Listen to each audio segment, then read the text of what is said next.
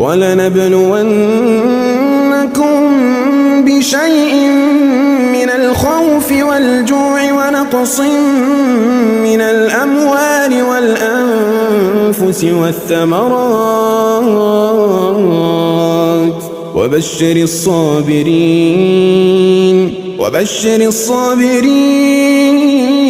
وبشر الصابرين الذين إذا أصابتهم مصيبة قالوا إنا لله وإنا إليه راجعون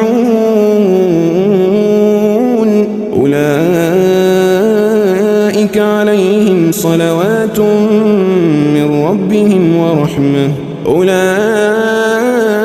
عليهم صلوات من ربهم ورحمة وأولئك هم المهتدون.